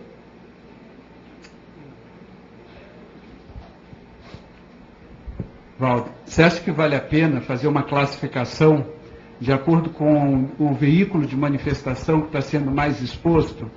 Então, por exemplo, uma exposição mental somática, a defesa de uma tese, de uma conclusão de curso, ou um item novo, uma heterocrítica na hora que você está debatendo eu acho que tudo isso tem suas limitações. Mas também a pessoa não pode ficar, vamos dizer, covarde. Ela tem que defender a tese, seja lá o que for. Sim, mas eu falo dentro aí do processo aí da omniexposição, fazer uma classificação de acordo com o veículo de manifestação. Às vezes tem um que é mais exposto do que outro. Então, por exemplo, na hora que você coloca lá na CTI, no CTI, a pessoa que está no CTI, a exposição maior é somática ali, que está ocorrendo. Né? Dependendo da situação, pode ser uma mental somática. Tem coisa que você não pode ter medo e tem coisa que a gente tem que falar. Se eu fosse ter medo de falar essas coisas, principalmente, por exemplo, agora, que está indo para o mundo, que a gente está abrindo, está tudo, a ideia está prostituída. Está entendendo? Já teve gente que me viu falando e telefonou para cá. A Marta recebeu o telefonema. Escuta, o Valdo está falando umas coisas muito avançadas demais. Ele está preparado para isso? Como é que estão os guardas aí? Está tudo em cima? A guarda? Você sabe que nós vivemos aqui, dentro desse condomínio tem guarda armado, tem concertina, tem defesa de tudo, tem até televisão escondida. Agora, veja, isso por quê? Devido aos ladrões de galinha que aparecem. Agora não, eles já estão pensando uma coisa maior dentro da situação. Mas veja, sempre foi assim. A vida é desse jeito. E os olheiros que tem? Agora, uma coisa que eu vejo, viu, Alex? Aqui no CAE, aqui em Foz, na CCCI, é a época melhor da minha vida para ver os olheiros. Os patrulheiros ideológicos aqui, eles são óbvios, aparecem logo que você vê, não tem jeito. É bem diferente daquela vez lá em Santos, que o Dom Helder mandou me vigiar para ver como é que eu era. Ou a CIA, que mandou o cara para conversar comigo. Ou o outro lá, um monte desses Estados Unidos mesmo aconteceu. Aqui não. Se aparecer um patrulheiro ideológico, você vai ver, lógico. O olheiro. Entende? Agora, olheiro, que é um negócio disso. Agora, o que nós precisamos de ver é o seguinte, a gente não pode ter medo da realidade e da verdade. E nós estamos vivendo uma democracia. Afinal de contas, a liberdade de expressão é um fato. Sim. E é por isso que eu estou no Brasil. Senão eu teria ficado nos Estados Unidos ou em outro lugar. Por quê? Sim. Você está entendendo? Mas é muito pior. Eu acho que nós temos mais liberdade de expressão no Brasil do que nos Estados Unidos. Há muitos anos que eu já penso isso. E é muita gente que pensa assim. O Eduardo Said mesmo, eu já falei sobre o caso dele, que eu também achava. Os Estados Unidos têm menos do que em certos países do Oriente Médio. Menos liberdade de expressão. Sim. Agora, aqui estão tentando cercear a liberdade de imprensa, certa liberdade de expressão. Esse governo mesmo está tentando fazer isso. Sim. Vamos ver o que é que vai dar. Tem muita gente de olho nessa história. Já tentaram normalizar uma opção de coisa para amordaçar a imprensa, mais de uma vez. Sim. É só ver o observatório da imprensa lá, do Dines, ver o Ed Fernandes na tribuna da imprensa no Rio. E o Malzinho fala também, né? O Mainardes. Mas outros mais, né? Por aí, né? Enfim, né? A vida é assim mesmo. Tá. Mas nessa classificação, como é que você vê? Não, é interessante fazer toda a classificação, se ela é útil, de boa aplicação, vale a pena a gente ver. Vamos estudar.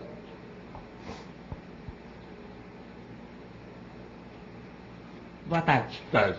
Hoje de manhã, professor, teve a reunião do plano diretor, né? Paulo organizou, foram várias mesas de debate, foi acho que bem produtivo, foi uma arrancada inicial. É plano diretor de quê? O povo não está sabendo. Sim. Paulo, você quer vir aqui explicar? Dar uma geral para o pessoal, acho que é bom.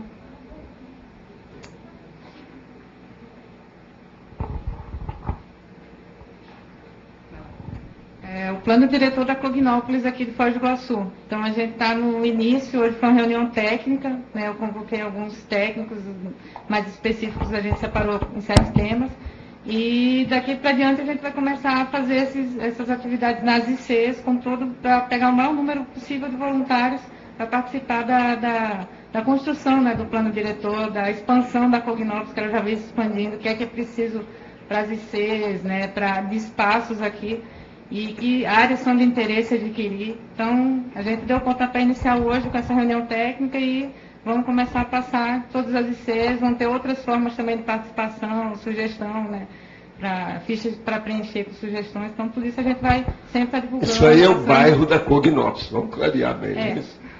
Tá certo? O bairro é outra coisa paralela que está correndo já na Câmara, né? Também já temos o pontapé inicial, já foi feito requerimento para a Prefeitura. Vai vir a resposta, a partir da resposta a gente vai ver que procedimento que a gente vai tomar para fazer o projeto de lei e transformar aqui mesmo essa nomenclatura do bairro da Cognópolis. O plano diretor é pensar nos espaços mesmo aqui do que a gente tem hoje e o que a gente quer para o futuro aqui para Cognópolis e Foz do Iguaçu. Muito bem, vamos nessa.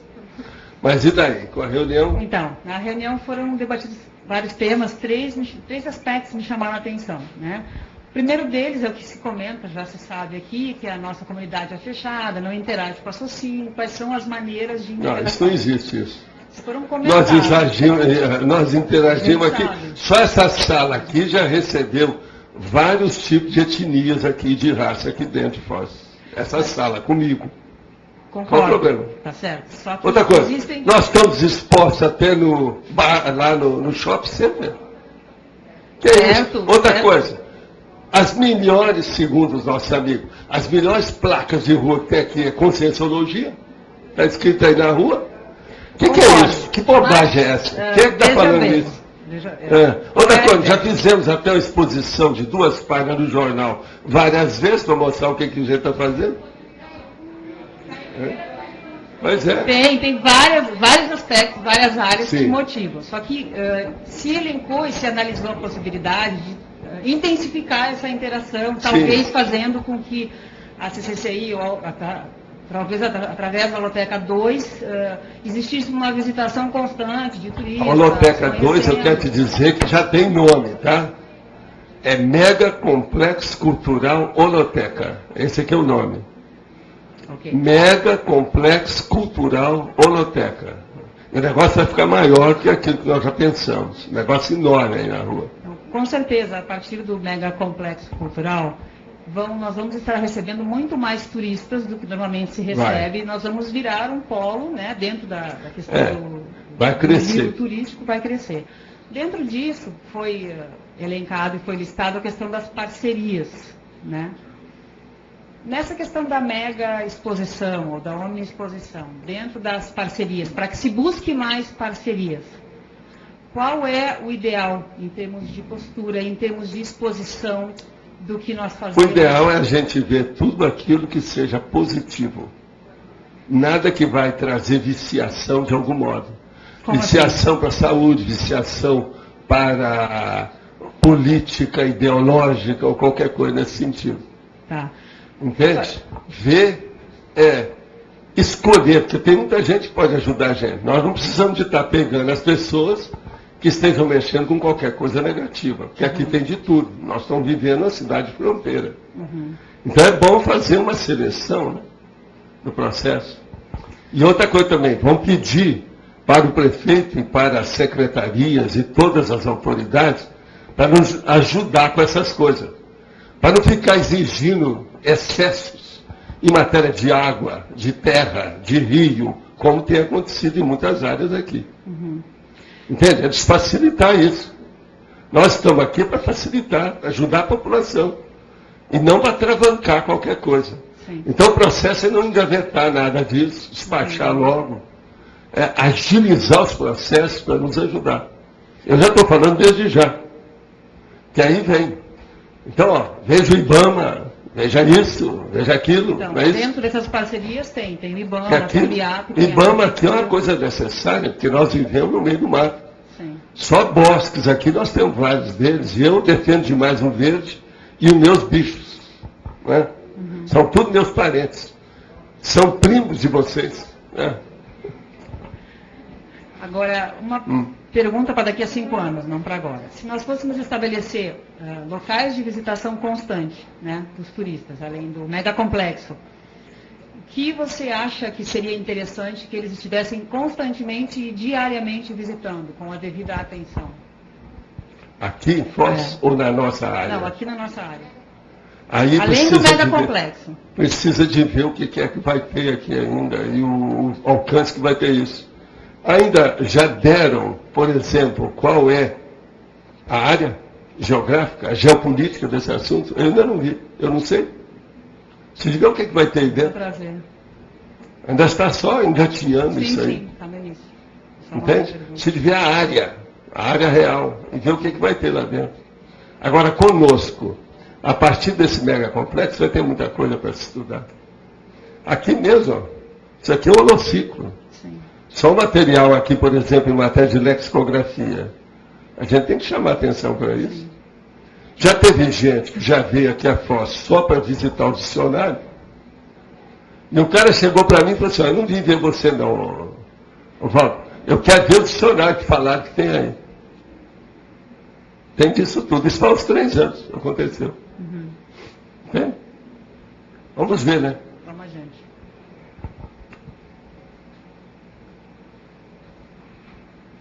Então, Bonito. Professor Valdo, você falou daquela situação, agora há pouco, do indivíduo que ele tem algum tipo de recalque diante do grupo, sofre alguma situação e ele começa a tirar o corpo fora de diversas oportunidades. Isso quase sempre define o trabalho dele. Diminui a potência da atividade. Entende? Pode, inclusive, pôr em risco a proex do indivíduo. Não, pode levar tudo para o brejo, né? A vaca vai para o brejo. Agora, nessa condição, então, a superação seria uma reexposição da pessoa para um nível melhor de cosmoética, ou tentando acertar mais. E outra coisa, arranjando determinadas salvaguardas, do ponto de vista de profilaxia.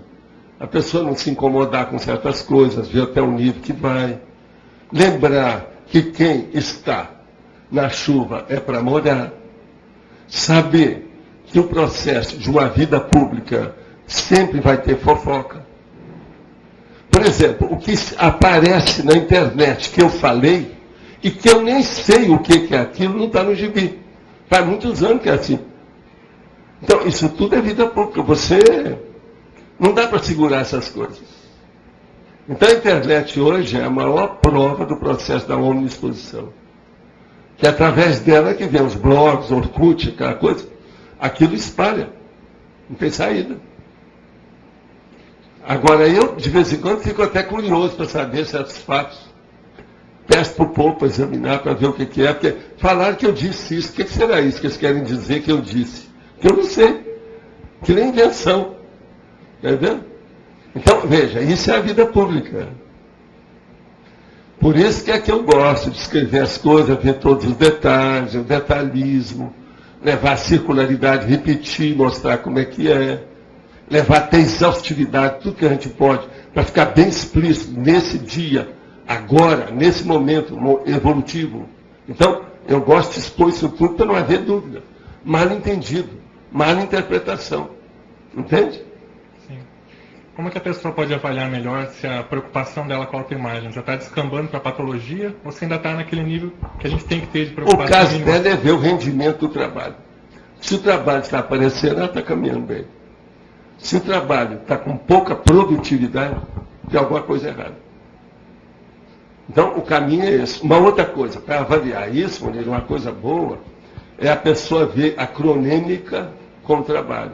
Quer dizer, a cronologia do trabalho dela. Quanto já foi feito nesse Isso. E como é que é? Aquilo é satisfatório? É válido? Era isso mesmo que estava se esperando? Ou eu estou muito por baixo? Isso aí tem que ser avaliado com calma. Vale a pena. Agora, um outro ponto. O temperamento ele não vai mudar numa vida humana só, né? Se a pessoa não, pode mudar. A gente mais... não diz aqui. Eu não ponho a mão na cumbuca para consciência nenhuma. Já falei para vocês como é que é. Mas agora, é muito difícil mudar o temperamento da água para o vinho assim, numa vida só. Tem certas bases de temperamento que são muito difíceis. Mas a pessoa pode fazer salvaguarda, inclusive com temperamento. Aqui, observa na sua família. Todo mundo deve observar na sua família. Veja quais são as pessoas das várias gerações da sua família. E olha se os temperamentos mudaram. Como é que é seu tio tal? Entende? Como é que é aquele outro? O seu padrinho, não sei o quê. Aquele seu irmão, o outro que estava lá, a sua tia, aquela outra que está lá, aquela outra que manda. Veja os temperamentos de cada um. Pega o áudio de família e vê. Não, esse aqui é assim, esse outro é assim. Vê se aquilo mudou. Agora, chama uma pessoa mais de idade da família e pergunta sobre essas personalidades. Como é que é esse aqui? Mudou? Teve alguma coisa que mudou? Então, a maioria você vai ver que há uma, vamos dizer, lustrou a situação. Andou melhorando. A educação andou melhorando, mas certas tendências, a tendenciosidade, às vezes até negativa, aquela está ainda difícil ser afastada. Então, isso tudo a gente tem que pensar, né? Agora, além da paragenética, nesse caso aí a genética também influencia bastante o temperamento? Influencia, a educação, né? É o problema. É aquilo que eu estava falando sobre genética. A genética tem dois tipos básicos, se você for examinar. Tem a genética natural, aquela que chega, que é orgânica, é a biológica. E tem a outra que é a funcional, que é a própria vida que está influindo na pessoa.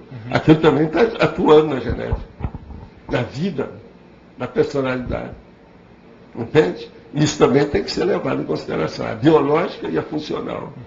Não esquecer disso. Hoje, eles examinando as personalidades, um estudo mais profundo, por exemplo, de superdotado, tudo isso, eles examinam esses dois aspectos. A superdotação. Ok, obrigado.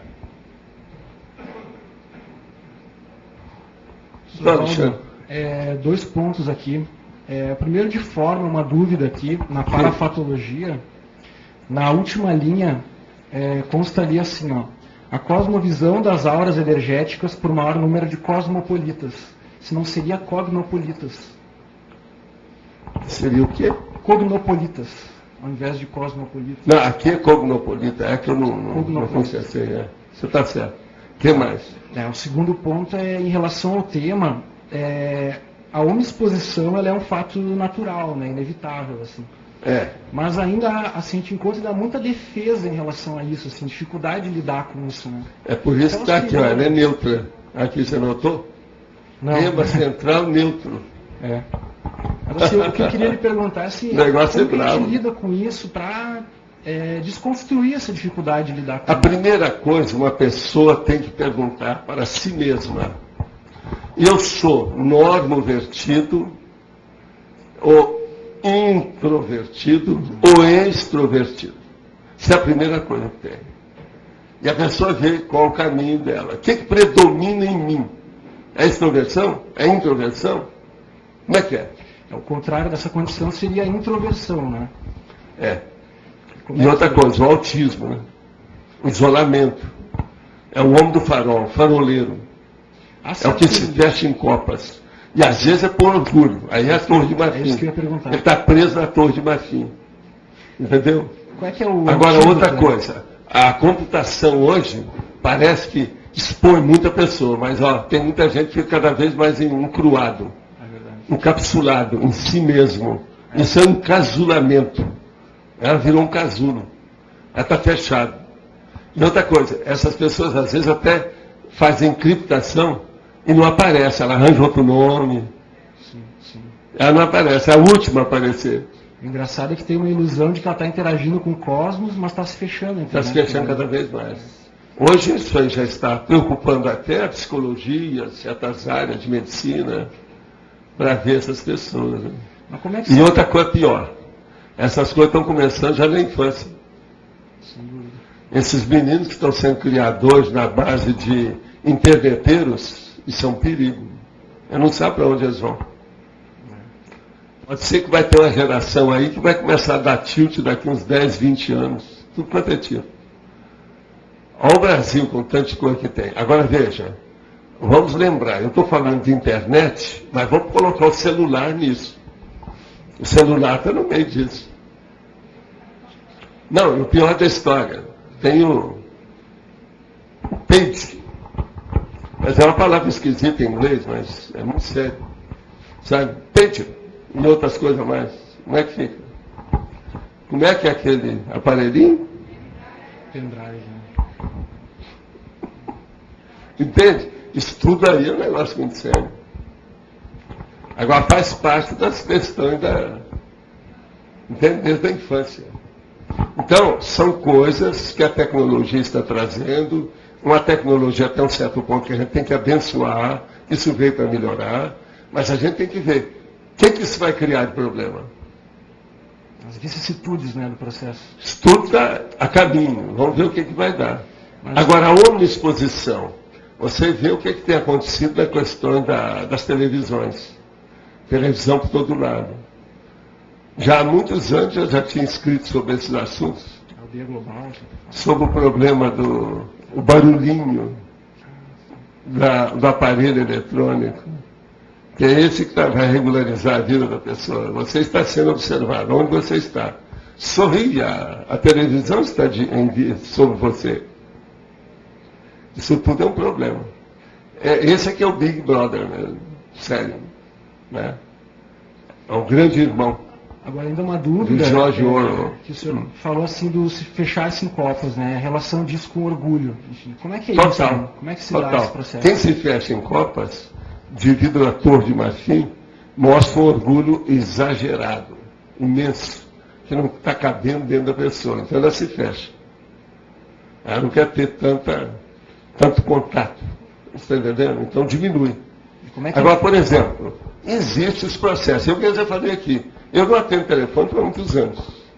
Senão eu não faria nada daquilo que eu faço. Mas veja, eu não sou a pessoa que me fecha em copas. Eu nunca fechei as portas de casa. Estou sempre de braço aberto. Entendeu? Agora, tem certas coisas que você tem que ficar de olho. Você tem que ter guarda. Tem que ter a AVA. Tem que ter a consciência terapia. Quanta gente não vem para cá que é psicótico? Nós não temos um hospital psiquiátrico aqui para atender esse povo. Eles não podem ficar com a gente. Uma hora para outra, a pessoa dá um surto psicótico aqui, como é que é? Já tem que estar, ó, olho vivo. Cavalo não desce escada. Então, como é que é? Temos que estar de olho.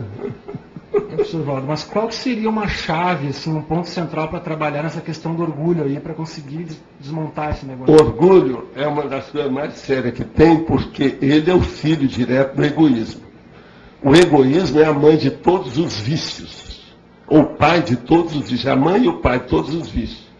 Agora, o filho direto, que é doido, é o orgulho. É isso aqui, um deriva do outro.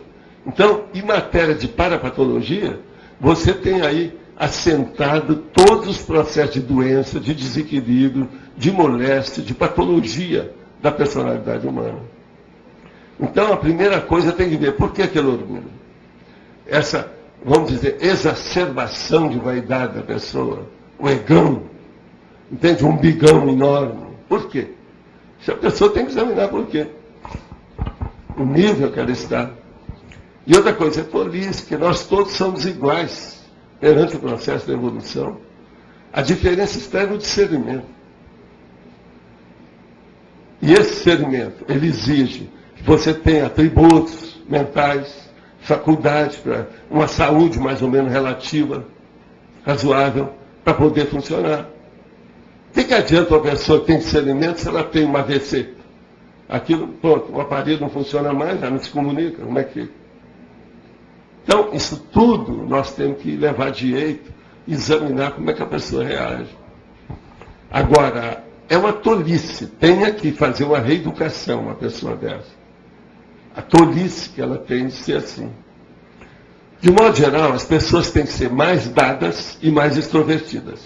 Isso é a tendência, de modo geral. A evolução precisa disso. Agora vai chegar um ponto que ela vai se retrair, que é o caso do serenismo, a serenologia. Ela vai entrar no anonimato. Mas, por exemplo, esse período da nossa evolução é exposição mesmo, não tem saída. E outra coisa, a vida humana é muito difícil. Isso aí, ó, havia um professor, que era um grande amigo meu, que era na faculdade de Direito, na Uberaba. Então ele falava com toda a solenidade dentro do processo jurídico. Ele falava assim, há condições na vida humana em que, em qualquer posição que você esteja, o seu traseiro aparece. Então, ele tinha razão. Está entendendo? Quer dizer, você pode estar vestido, pode estar arrumado, qualquer coisa, o negócio aparece. Então, a vida exige isso. Tem certas horas que você é chamado a se pronunciar. Não tem jeito. Agora, vai esconder o quê? Por causa de orgulho? Por causa de vaidade? Outra coisa, pior. É também o contrário, né? É quando a pessoa, ela é covarde, ela tem medo, ela é tímida. Timidez é doença. Agora, para essas, às vezes é mais fácil. Você vai pedir para as pessoas para começar a falar em público, ajeitar aqui, por exemplo, nós temos verdadeiras técnicas para isso. É a pessoa participar dos cursos, se apresentar publicamente. No início ela vem, treme bastante, depois vai para o banheiro, etc. Mas depois, com o tempo, aquilo vai equilibrando. Hoje a maioria da turma aqui parece que já está mais desembaraçada para falar em público. Seria um tópico interessante para quem tem essa questão. A coisa mais séria é falar em público. Falar em público. Isso é um tópico inicial. Eu sempre falei isso. Lá no Instituto era assim. Chegava uma pessoa, vê que ela está calada demais, fala assim, vem cá, vamos falar. Vamos expor você. É o jeito. Tinha pessoa que eu chamava para trabalhar comigo, para aparecer toda hora, tal, qualquer coisa, vamos chamar fulano. É preciso da pessoa aparecer. É o problema da berlinda, é o palco, é o proscênio. Tem que ver, não tem jeito, a vida é assim, exige isso. Eu, por exemplo, estou gostando de ter a turma aqui mais perto, que exibe vocês. Cada um fala. Você já viu que às vezes chega a pessoa e eu falo, Alexandre, é para fixar. Vamos ver. Você está marcado no caderninho. É essa. Então, Flávio. Queria falar do conscienciograma, né? Pode falar. Queria falar rapidamente, assim, gente, para aproveitar a omniexposição, a gente trabalha com a técnica da cobaia do conscienciograma. Ela é simples e complexa. Ela é complexa até a gente passar pela experiência, mas a gente percebe que é um grande desassédio. É um alto desassédio a pessoa passar pela situação de ficar totalmente nua, né, exposta, um striptease consciencial, expondo as suas mazelas, os seus trafores, os seus talentos. Então, a gente quer dar uma estimulada aí para a pessoa procurar pela gente, porque a gente tem feito vários cursos, e os nossos cursos não aparecem em ninguém, tá? É só porque quem está passando por isso são as pessoas que mais estão crescendo. Então, essa exposição com o conscienciograma, que quem foi pioneiro, né, Valdo? Foi você com esse curso, né? O professor Valdo pegou o livro, foi lá e falou tudo dele, sobre ele, e a gente viu o quê? Que a gente está crescendo um monte, que todo mundo que está passando pela situação vê que muitos relatam até assim para a gente. Antes eu achei que era igual a Inquisição, isso foi um aluno que falou. Depois eu achei que era uma conversa com um evoluciólogo. É uma Inquisição suave, né? Com doce leite. Então é uma oportunidade que está aí, quem quiser procurar pelo pessoal da Consciência. Quero fazer uma pergunta, Valda, sobre o Big Brother. Eu vejo que pessoas que passaram pelo Big Brother lamentam. Eu já vi em várias revistas e jornais, as pessoas ficam mal faladas, se arrependem. O que faz com que uma pessoa vá para um programa... Lá parece mais um ambiente de prostituição. Eu não assisto muito, mas assim... Do jeito que foi feita, para chamar a atenção. Aquilo é coisa de americano e é da base da zona boêmia. É bem bacana. Foi feito né? para isso, para fazer escândalo. Mas assim, por que uma pessoa vai para uma situação dessa e não pensa? Eles procuram fazer uma tintura em todo o negócio. Eu, por exemplo, eu não vejo programa nenhum desse. Não vou perder tempo com isso. Eu também nunca vi. Aquelas mais sensíveis. As mais frágeis. E que pode criar mais repercussão. Para vender melhor o peixe. Faz isso. Então o que você quer? Aqui não é casa de Orates. Já para pôr fogo. Para injetar o assunto. Isso é normal. Tá bom. Então, prostituição é prostituição. Não pode esperar muito isso. Tá certo. Agora, gente, eu queria aqui responder uma pergunta.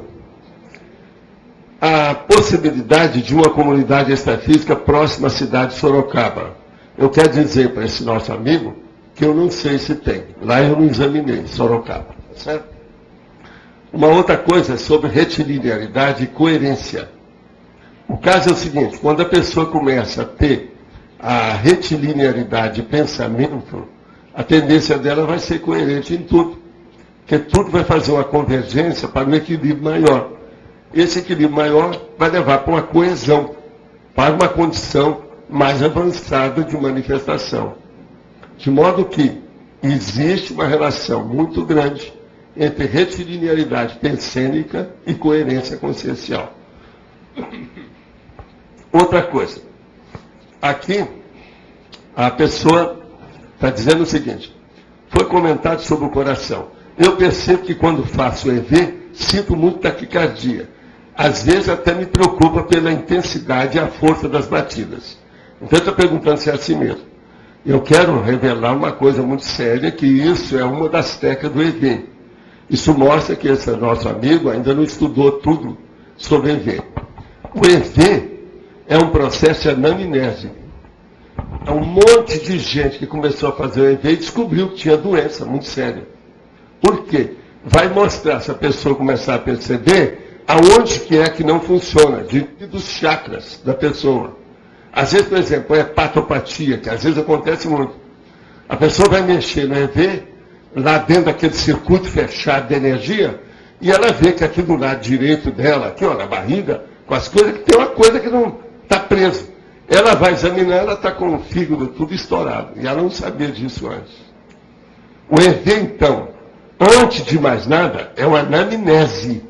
Se essa pessoa está disparando o coração, está dando taquicardia, primeira coisa, visita um cardiologista, mostra o distúrbio que você está sentindo, veja se existe algum processo de hipertensão, se você está com uma excitabilidade maior nesse período, se há um estressamento, põe a mão assim na frente e vê se você está tremendo ou se está devagar para ver o processo todo esse problema do sistema nervoso secundário. Enfim, para você, por exemplo, a gente indica para a gente começar a estudar o Laboratório da Imobilidade Física Verde, que foi feito justamente para atender casos iguais a esse. Mas agora, o processo é ver o distúrbio. Uma outra coisa, eu posso perguntar aqui, que você não vai responder mesmo que você não está aqui. Quando você tem relação sexual, o seu coração também fica assim? É bom você falar isso para o cardiologista. Isso é muito importante. Aí eu estou falando um negócio muito mais sério, porque o ato sexual exige muito mais adrenalina. Se no EV, que não existe tanta adrenalina, ele já está com taquicardia, primeira coisa, será que ele tem vida sexual? Preciso perguntar, ele mesmo perguntar para ele. Porque às vezes ele também vai ter, depois que eu estou falando, ele pode picotar lá em cima da cama. De modo que vão pensar bem nisso antes. EV, antes de mais nada, é um agente diagnóstico. Ele mostra os processos de diagnóstico da pessoa. Ele mostra o equilíbrio que a pessoa está, ou o desequilíbrio que ela vive, até do ponto de vista orgânico. Agora, outra coisa. Como faço para melhorar a insônia que eu tenho? Quais as técnicas eu posso fazer? Existe uma forma de amenizar esse problema? Ora, primeira coisa, insônia, há várias causas sérias. Hoje é um assunto muito estudado, com profundidade. É necessário pesquisar a coisa com calma. Agora, eu, en passant, posso falar alguma coisa que talvez possa ajudar a pessoa. Se você nunca experimentou, tem uma técnica, que é lá de Goiás, que é o seguinte: coma bem antes de dormir. E depois, se arranja uma cadeira do papai e senta. Igual essa aqui, assim, ó, mas senta. Você tem que ficar assim, ó, sentado. E você vai dormir. Porque a tendência da pessoa é o processo da oxigenação sanguínea ficar na parte do gastrosoma. O mental soma vai diminuir o processo de oxigenação. E a pessoa vai dormir. Isso, para começar a estudar as reações do seu corpo, pode ajudar muito. Comer bem antes de dormir. E dormir pelo menos 2 horas recostado, sentado. Depois de 2 horas você vai para a cama. Agora, o ideal é isso. Agora, não ver filme de ação antes da hora de dormir. Senão está danado. E outra coisa, fazer higiene consciencial. Olha por que você não dorme. Você fica pensando em quê? Qual que é o problema? A pessoa tem, isso aí, falta higiene consciencial. Então, a melhor coisa que a pessoa deve fazer é ir aos laboratórios da conscienciologia, que também foi feito para isso. Por exemplo, o pensenologia é um que ajuda a pessoa que tem insônia. Então, de modo geral, a condição é essa. Vamos pensar nisso. Eu quero lembrar para vocês que os nossos laboratórios já estão começando a aparecer. Não é só Foz que tem. Já tem em outros lugares por aí afora. Já estão começando a fazer lá em Natal, já tem no Espírito Santo, tem em Portugal, tem no Rio de Janeiro e tem não sei aonde mais. Mas daqui a pouco nós vamos ter até em Marte. Tá certo? Você queria falar alguma coisa? Tem? A relação dos jovens, professor, que mudou radicalmente, né? Existe algum ponto positivo? Porque mudou completamente. Agora, eles primeiro ficam meses se conhecendo pela internet para depois pessoalmente serem apresentados. É. Então é uma espécie Não, e tem também o problema da ficação, que é pior ainda. Pois é. Ficar com. Existe algum aspecto positivo dentro disso tudo? Eu acho que essas coisas todas vieram para ficar. Só que tem que, por enquanto, ainda tem muito excesso. O processo é não deixar ter excesso demais, porque senão aparece a AIDS, vem uma gravidez que ninguém está esperando, né? Imprevista. Então, a opção de coisa nesse sentido. Isso aí tem que ser visto. E outra coisa, hoje já tem até assassinato por causa disso, que a pessoa encontra com o outro sem falar nada, ficou conhecendo pela internet, vai ver, é um marginal. Isso aí é um perigo. Então eu acho que essas coisas têm que ser mais seguidas, observadas, controladas, assistidas. Vamos assistir. Okay. Tá certo? Agora, gente, eu queria trazer para vocês no próximo domingo macrosomatologia. Pode ser? Vocês estão de acordo? Eu sei que esse aí tem gente aí que está me pedindo para ver, eu vou trazer. Então, macrosomatologia. Agora, hoje, vocês sabem que é para terça-feira que vem, a eleição hoje tem 20 verbetes com 10 verbetes novos. Eu queria até dar para o Jânio a listagem de mais 10, viu, Jânio?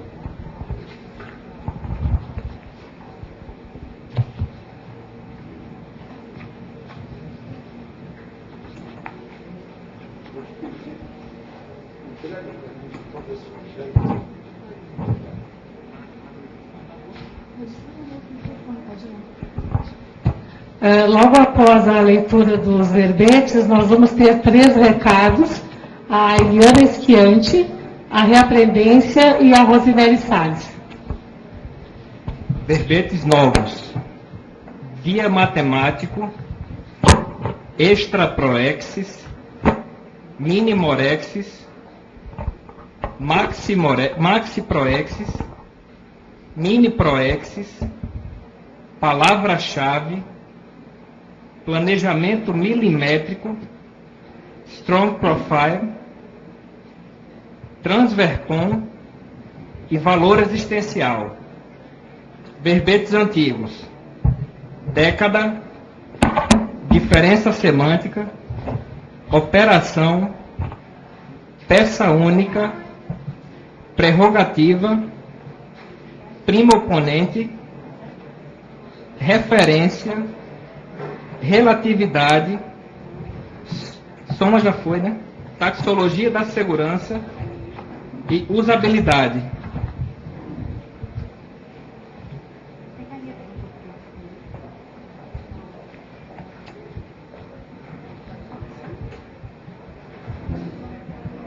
Boa tarde a todos. Nós gostaríamos de convidar vocês para participar do acoplamentário que vai acontecer no dia 28, 29 e 30 de março. O foco vai ser sobre o tema epicentrismo consciencial. Como a gente sabe que tem muitas pessoas que estão aí no front da batalha e com tarefas bastante sérias, nós gostaríamos de convidar e chamar a atenção realmente para a gente poder discutir e debater esse tema no acoplamentário. Os EPICOMs serão a professora Marina Tomás e o professor Pedro Fernandes. Então, estamos aí, inclusive, convidando também os teletertulianos que estão aí nas suas cidades, que quiserem participar e tiverem interesse, é só ligar para o CAEC, que a gente vai oferecer todas as informações necessárias. 045 DDD 35 25 26 52. Repetindo o número do telefone para quem está em outra cidade: 045 35 25 26 52. Obrigado, gente. Pessoal, eu gostaria de divulgar para vocês o workshop de autoria de cursos de Conscienciologia. Esse workshop vai ser dado pela Reaprendência na semana que vem, sábado e domingo, e ele tem o objetivo de fazer com que as pessoas desenvolvam seus cursos através de técnicas didáticas para que ela organize todo o material, seu plano, né, do tema de pesquisa dela. Quem tiver alguma dúvida ou quiser mais informações sobre o curso, que vai ser na semana que vem, sábado e domingo, tarde e à noite, podem falar comigo, com a professora Ana Luísa ou com qualquer voluntário da Reaprendência. Obrigada. Pessoal, nós gostaríamos de convidar todos para o primeiro curso que está sendo realizado em parceria com a Nova EC, que é a EC de Escritores. O CAEC vai promover um curso em parceria com a EC de Escritores. O curso é Imersão na Escrita. São 3 dias, cai de 19, 20 e 21, no feriado de abril, onde a gente vai ter, então, todo um trabalho para facilitar um campo holopensênico aqui, preparado para poder a pessoa estar escrevendo, estar dinamizando a sua pesquisa e a sua publicação. Então, estão todos convidados. Obrigada. Oi? Tem desconto. Idosos, adolescentes, tem desconto. Voluntários de pós também.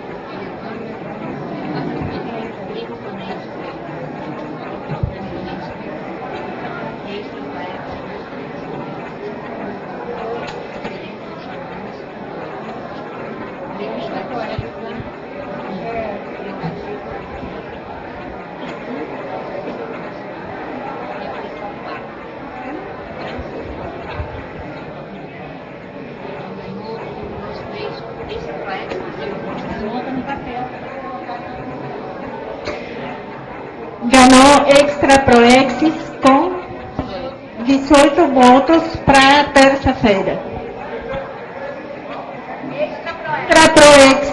Extra proexis.